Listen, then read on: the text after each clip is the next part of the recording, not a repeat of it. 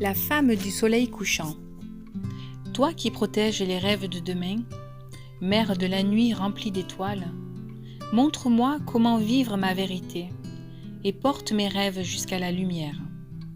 Apprends-moi comment utiliser ma volonté pour réaliser la vérité qui m'est intime, en découvrant toutes les parties de moi, mêlées d'ombre et de lumière.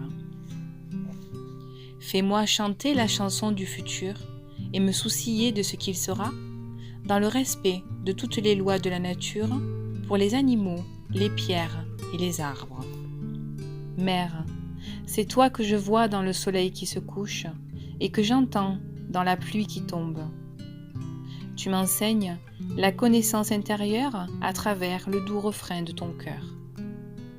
La mère de clan de la 9e lune. La femme du soleil couchant est la gardienne des buts et des rêves de demain. Elle est la mère de clan de la 9e lune qui tombe en septembre et qui est liée à la couleur verte.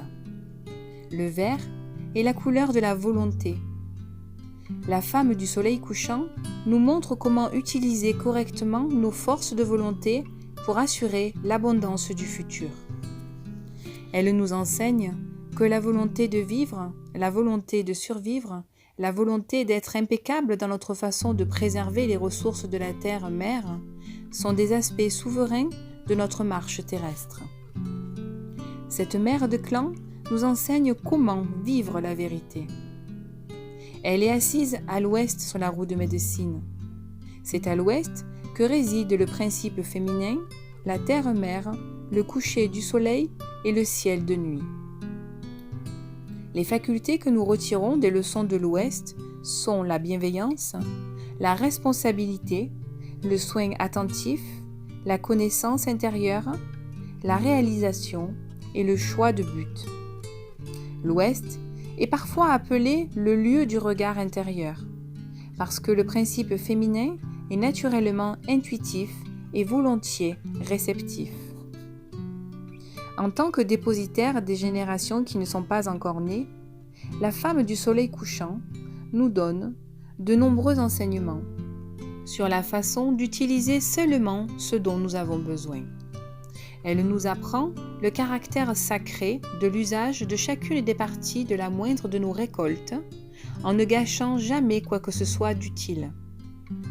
Cette 9e mère de clan nous montre de quelle façon nous pouvons dépendre de notre terre-mère en sorte qu'elle pourvoie à nos besoins, si nous sommes des enfants respectueux qui la célèbrent et rendent grâce pour cette abondance. Elle nous montre comment procurer aux 7 générations suivantes ce qui leur sera nécessaire en conservant des graines pour les plantations de l'année prochaine.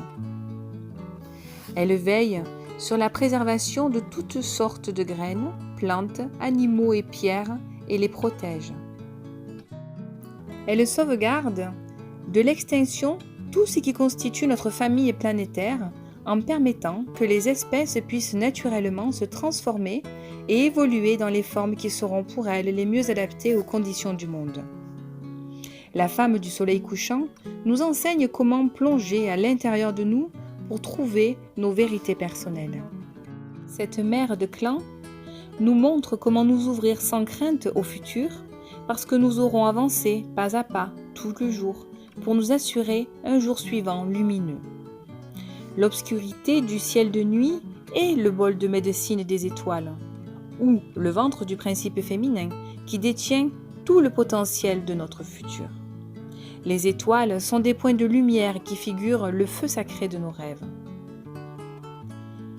Quand nous trouvons nos vérités personnelles dans notre obscurité intérieure, nous décidons des visions que nous voulons apporter à la Terre sous une forme manifestée.